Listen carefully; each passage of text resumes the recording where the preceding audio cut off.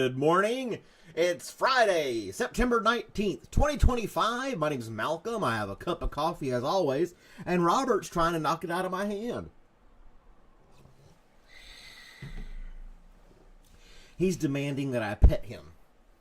So I can't even drink my coffee. But it's okay. It's okay. I've got two hands. There's one hand, there's the other. Robert hand and a coffee with Malcolm hand. That's what you do when you have dog that's only 2.5 years old demands attention. I don't know. But anyway, today is Talk Like a Pirate Day. Arr, matey, we be having a good time on the coffee time. YouTube and live.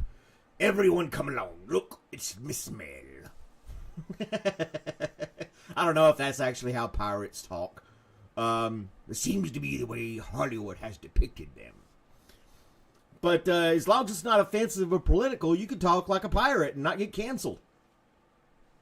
First Amendment rights are under attack, people. Just going to leave it at that. Stop, Robert.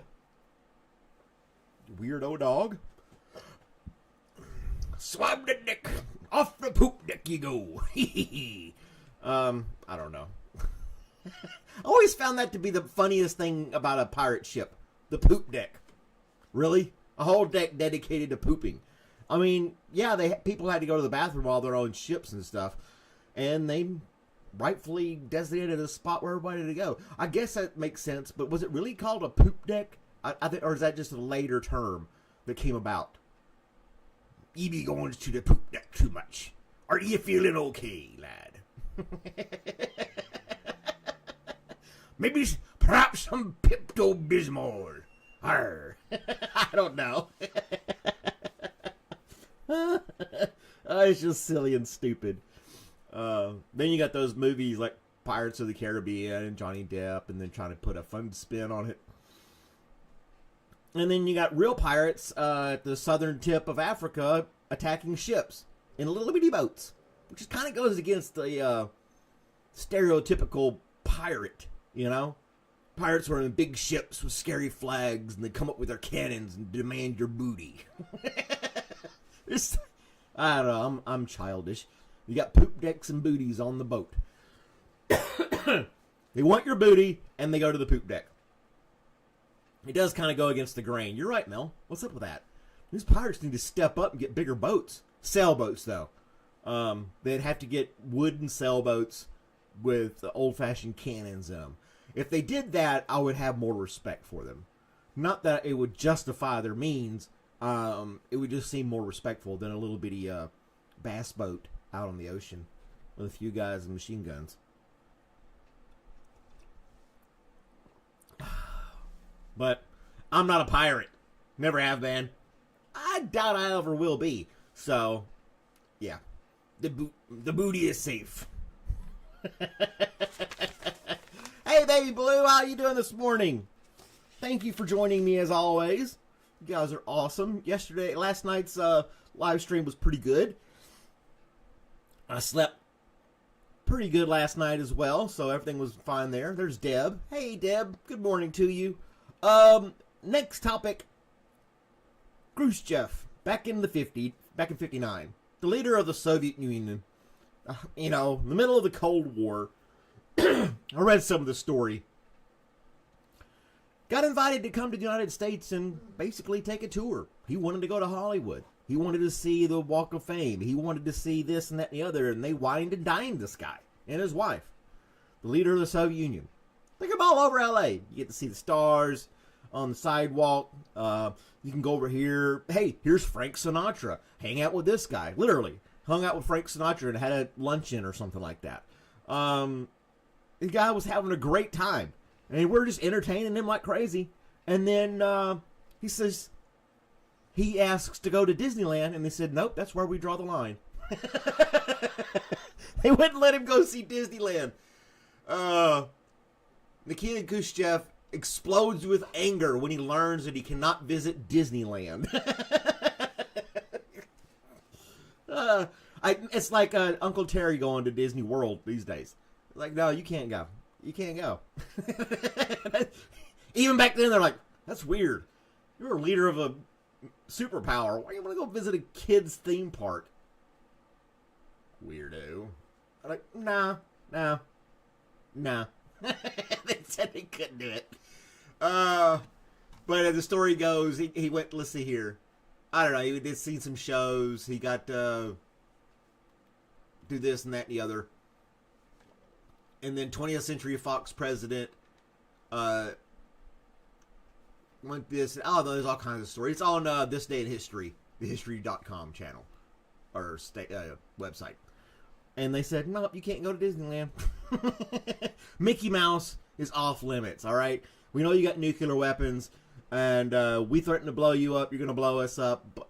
But sorry, our cartoons, you can't touch the cartoons.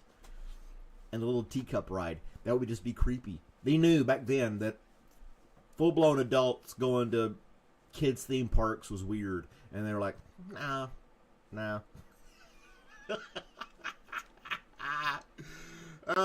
He couldn't see. Government authorities feared that crowds would pose a safety hazard for the premiere.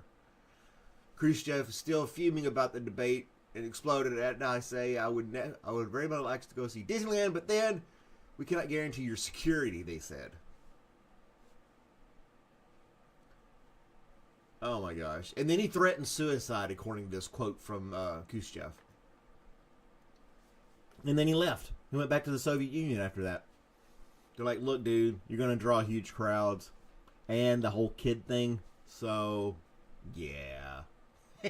This is a quote from Khrushchev himself. I'm going to read it to you. NSA, I would very much like to go and see Disneyland. But then, we cannot guarantee your security, they said. Then what must I do? Commit suicide? What is it? Is there an epidemic of cholera or something? Or have the gangsters taken hold of the place and can destroy me? This guy's weird.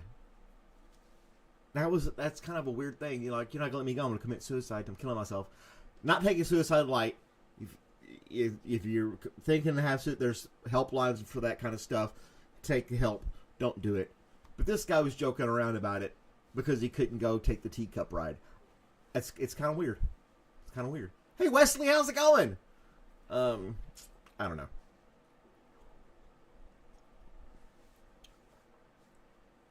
Can you imagine current world leaders demanding to go to Disneyland?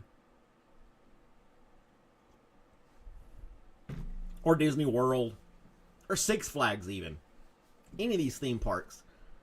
I understand you have amusement parks with rides and everything for me to take, but I will not be able to go. Why?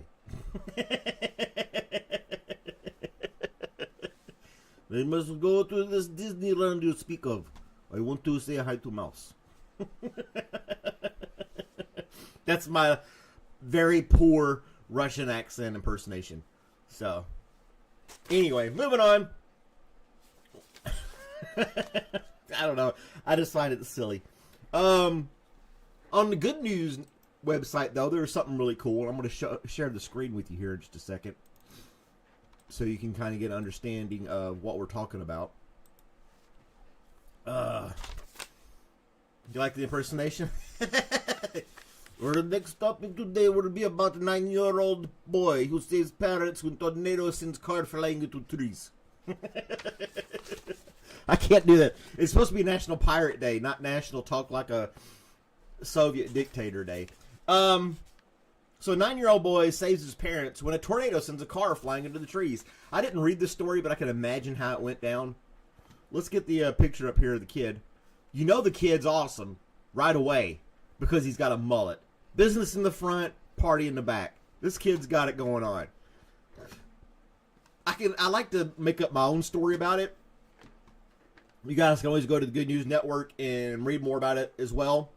But, you know, he's probably looking through the window. The wind's blowing. The parents are like, it'll be fine. He's like, there's a car in the tree. And they're like, okay, that's where we draw the line. Get in the basement.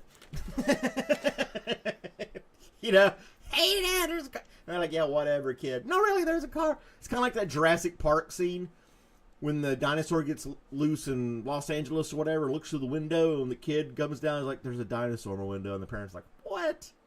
And then they actually walk over and see it, and they freak out. And that's probably what happened with this kid when he saw a car in a tree. How would a Russian pirate sound?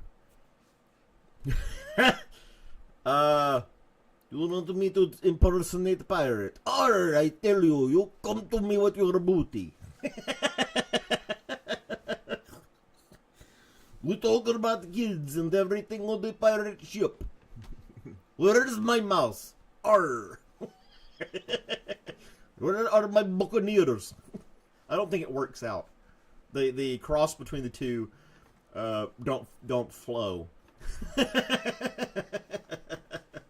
But anyway, Oklahoma. Of course, it's in Oklahoma. We're not in Kansas, the Tornado Alley places, right?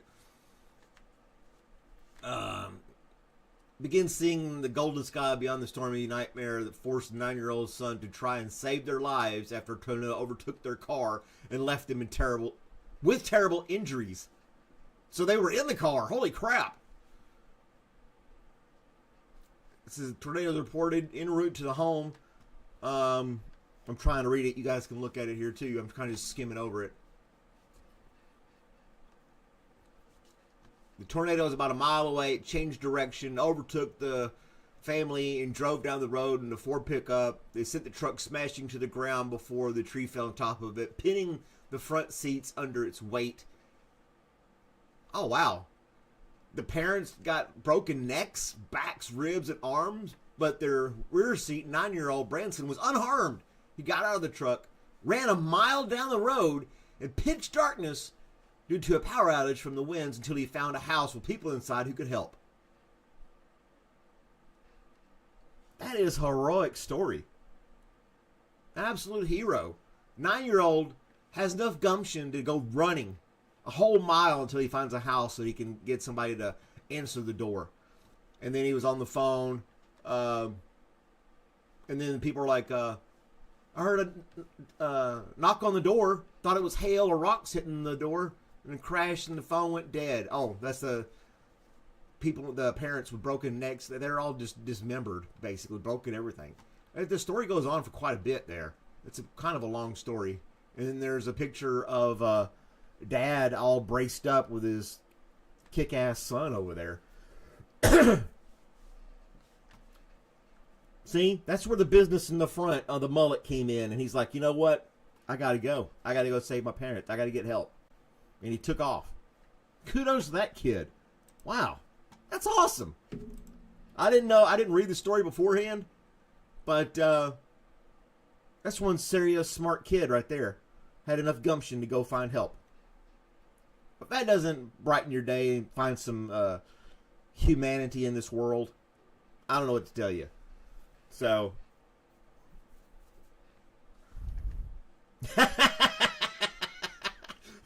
Random, I don't know how to answer that question.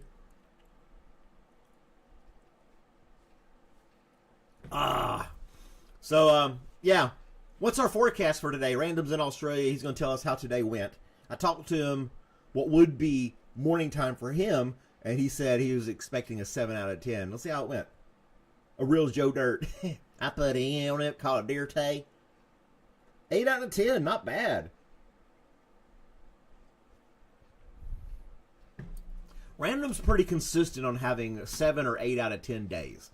The guy's living the life. He's got it made. He's doing great. But we'll see how our day goes. Forecast a good day. No rain in sight. I'm looking out the window now. It's dry outside. We don't have Uncle Terry to give us a traffic report. And Ramesh hasn't been showing up either. Kind of weird. Some of our regular viewers and whatnot. Go on to thegoodnewsnetwork.org. And you can read the story verbatim about this kid who saved his parents who were pinned inside the truck. Absolute hero. And he probably got an ice cream afterwards for his heroics. Great job, kid! You like vanilla or chocolate? That's just stupid.